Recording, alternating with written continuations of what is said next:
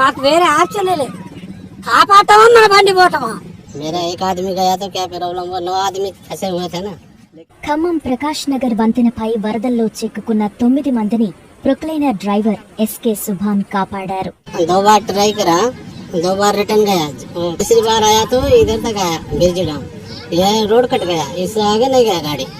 यहाँ आ गए तो रस्सी डाल के वो आदमी को निकाला, मुश्किल से गया जी, प्रॉब्लम तो बहुत था, फिर क्या करना जी, थोड़ा हिम्मत करके नहीं आया फिर। हाँ सर, यही बोल सकते हैं कि अच्छा हुआ वो आदमी आ गए, बाहर निकाल लिए, इससे अच्छा और क्या हो सकता है।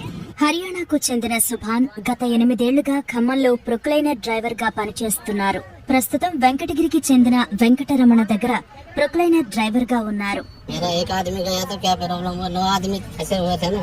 लेकिन वो गाड़ी भी हो जाए ना, आपका सेठ भी। हाँ, सेठ ने भी बोला कोई टेंशन नहीं, तुम जाओ एक बार थोड़ा ट्राई करो। जैसे भी में भी वो पूरा वाटर गया अंदर, पूरा हाइड्रोलिक ट्रांसमिशन एक्शन ऑयल पूरा वाटर। उस समय कितना लेवल तक आ गया वो वाटर? पूरा इंजन మొత్తం బండి మునిగిపోయిందండి. గ్లాస్ లే ఉన్నాయి, ओनली कैबिन క్యాబినే ఉంది అంతే, మొత్తం మునిగిపోయింది బండి మొత్తం. तो डर नहीं लगा उस समय? डर तो लगा सर थोड़ा, लेकिन लाया फिर आया। మాకు వేరే ఆప్షన్ లేదు, కాపాడతామా మన బండి పోతామా. 35 లక్షల బండి పోని, వాళ్ళని కాపాడినామంటే అంతే చాలు. ఒకవేళ ఈ లోపల మనం విఫలమైన పోని అనే ఉద్దేశంతో డిసైడ్ అయి పంపించాను సార్. వాడు నేనంత చేసినా డ్రైవర్ కూడా అదే చేసిండు. డ్రైవర్ కూడా నేను ఒక్కని పోతా, లేకపోతే మిగతా 9 మందిని తీసుకుని వస్తానే నమ్మకంతో ఇంకా 3 సాహసం చేశారు.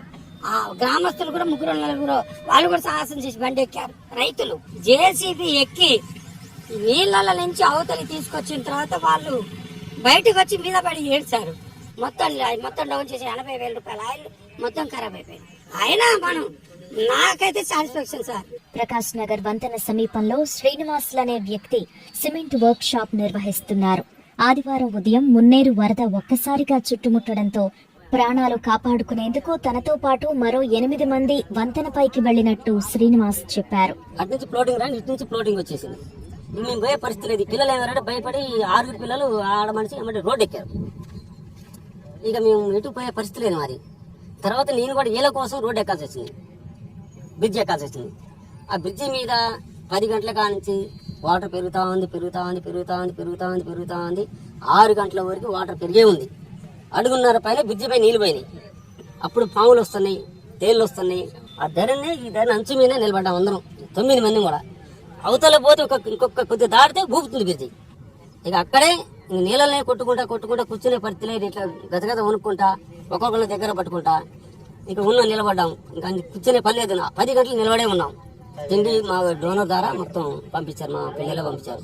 ఇక మేము బతకం అనుకున్నాం, ఇంకా మేము బతికే పరిస్థితి లేదు. ఇంకొక 6 అడుగు పెడితే లేదు. ఇక ఆ నీళ్ళు కొడుతుంటే ఫాట్ నుంచి తరుగుతుంటే ఇక భయం ఎట్లా కొడుతుంది తెలుసా. నీళ్ళు కొడితే అసలు ఎంత సురుకో అలలు వచ్చినట్టే మేము చూస్తా ఉన్నాం. 8 గంటల నుంచి 9:30 వరకు బ్రిడ్జి కిందికి వెళ్ళిపోయినాయి నీళ్ళుగా, పైన లేవు. తగ్గుతా 9 గంటల వరకు 3 అడుగులు నీళ్ళు తగ్గింది. 3 నుంచి 9:30 10 అడుగులు 5 అడుగులు తగ్గింది. ఇక అప్పుడు మా దగ్గర వచ్చి మా ఊరు గ్రామం మా అన్నగారు జేసీబీ వెంకటరామరావు గారి, ఆ జేసీబీ ద్వారా చెట్టుకు మా వాళ్ళు వచ్చి తాడు కట్టి జేసీబీ ద్వారా 11:30కి మాకు బయట పంపించాడు.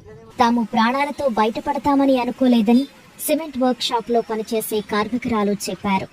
ఏమైతే అనుకోలేదు సార్, ఎందుకంటే మా ఫ్యామిలీలో మేము 4, నేను నా 2 కొడుకులు 4 ఉన్నాం.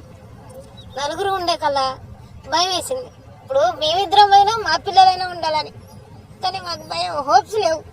మా సేట్ ఉండబట్టి అంత ధైర్యంగా ఉన్నాం, కానీ లేకపోతే అలానే కొట్టుకొని పోయేవాళ్ళు. నువ్వు భయపడక అమ్మాయి, నువ్వు భయపడితే పిల్లలు కూడా భయపడతారు, అందుకని నువ్వు భయపడక గమ్ముగా ఉండు, కొంచెం ధైర్యంగా ఉండు అనేసి అప్పటికి పిల్లలకి తాళ్ళు కట్టి దేనికైనా కడదాం, అది ఎక్కువైతే వరద దేనికైనా గట్టి పిల్లల్ని దేనికైనా గట్టి ఆడుంచుదాం. ఒకవేళ వాళ్ళైనా బతికితే వాళ్ళైనా బతుకుతారు, మనం పోదాం అనేసి వాళ్ళంతగానో హోప్స్ పెట్టారు. అయితే ఈ ఘటన తర్వాత ప్రొక్లైనర్ డ్రైవర్ సుభాన్ ను కాకుండా వేరొక వ్యక్తిని కొందరు నాయకులు సన్మానిస్తూ ఫోటోలు షేర్ చేయడం చర్చనీయాంశమైంది. అది అబద్ధం సార్, ఫేక్. అది మీరు కూడా ఆలోచించండి, అది అబద్ధం. కాపాడింది ఆ డ్రైవరు, పంపించింది మేము. ప్రజలందరూ ఉన్నారు.